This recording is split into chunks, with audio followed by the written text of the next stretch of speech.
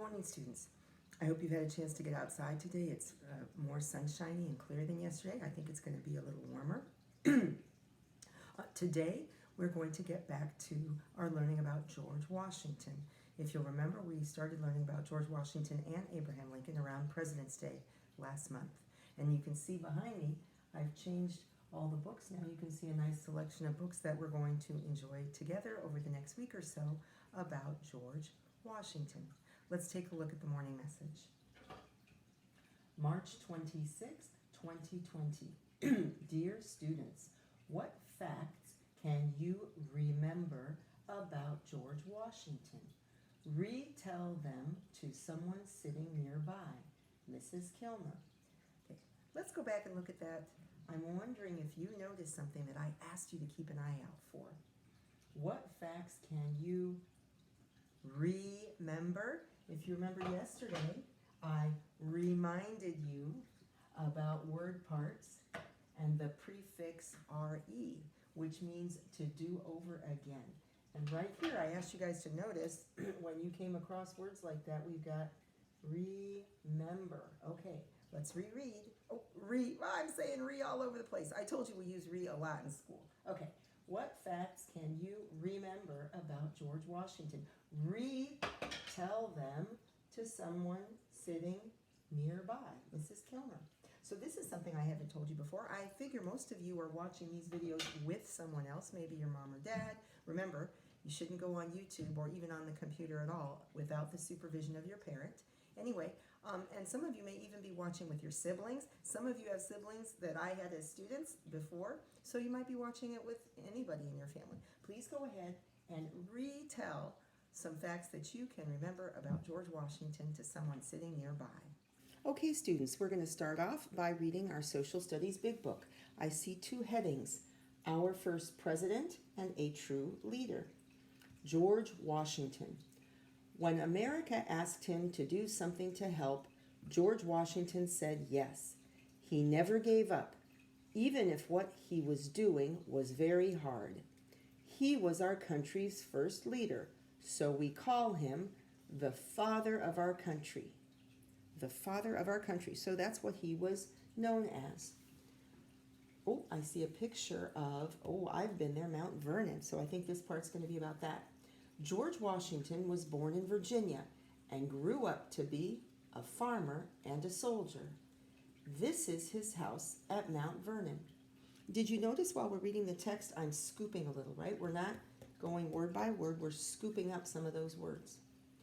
Washington led the army when America went to war against England. He was so brave. After the war, George Washington became the first president of our country, the brand new United States. He helped our country grow strong. So there's the picture of Mount Vernon. Here's a picture of him. This is a famous painting of George Washington in a boat crossing a river with his soldiers, crossing the Delaware, actually, the Delaware River.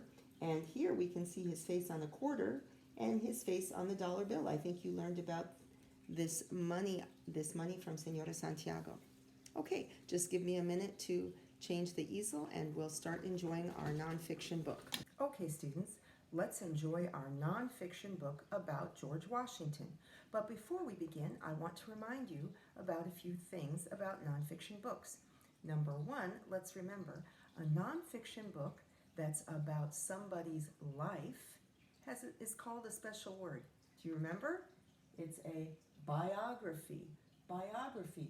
And bio and graphy, are actually word parts from the Greek language. We've learned about this before. Bio, any word with the part bio means life, and any word with the part graph or graphy means writing. So a biography is life writing. It's writing about the life of somebody. So today we're going to enjoy this biography about George Washington by Lola Schaefer. And if you notice, I've also put up our nonfiction text features poster so we can see if we can notice any of those features in this book. Here we go. George Washington by Lola Schaefer. I see a portrait of George Washington on the front. Oh, and when I look on the back, I can see this is actually part of a series. There are other famous American books in this series that you can read.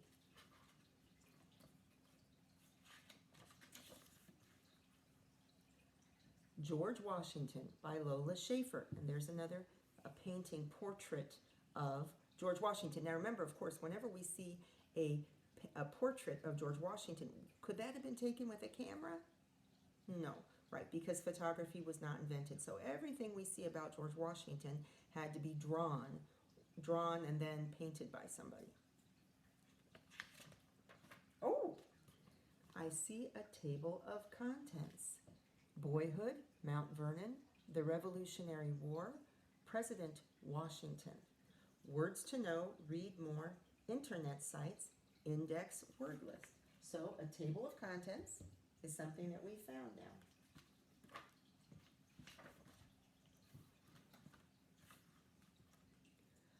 George Washington was born in Virginia on February 22nd, 1732. Virginia was a colony at that time. People in Virginia followed British laws. They were colonists.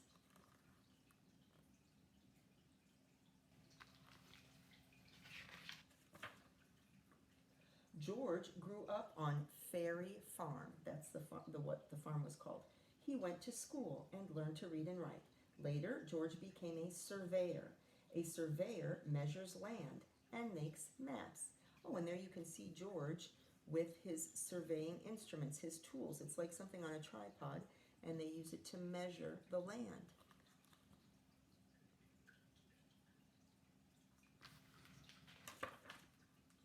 Oh, I recognize that picture. It's the same picture we saw in the big book.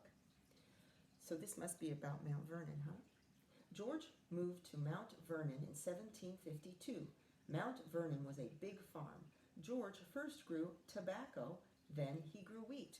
Wow, I'm making a connection to our learning about Jamestown. How the settlers came to Jamestown looking for gold, looking for spices, sparkles, and silks. They didn't find any of that, so they had to end up growing tobacco to make money.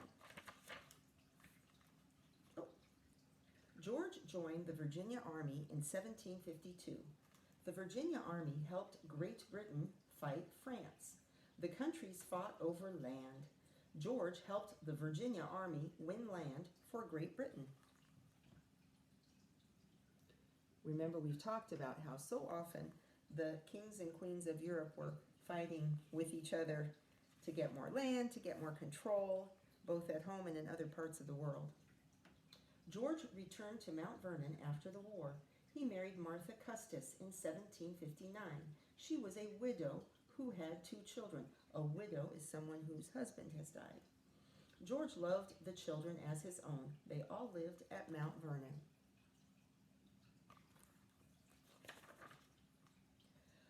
Colonists grew tired of Great Britain's laws.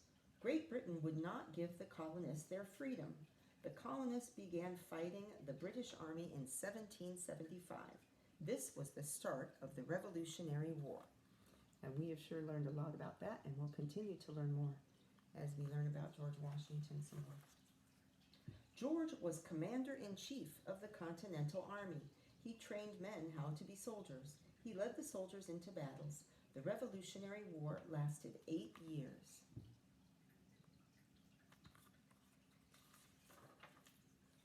The Revolutionary War ended in 1783. The colonies became the United States of America. George returned to Mount Vernon, but he did not stay there long. People wanted George to be president.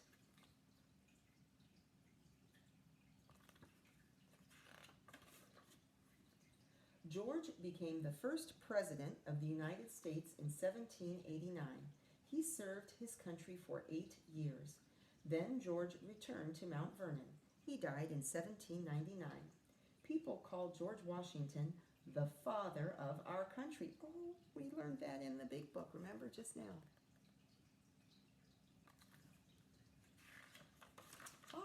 So here in the back I see words to know. And remember, we've talked about how words to know is what they mean by a glossary, right? The glossary is kind of the big kid word for words to know. read more, internet sites, so this is where you can find more information, and also index word list. And we found an index here. That's another thing. It's important words with the page numbers where you will find them. So I hope you enjoyed that biography about George Washington, and I'll see you this afternoon for our fiction story.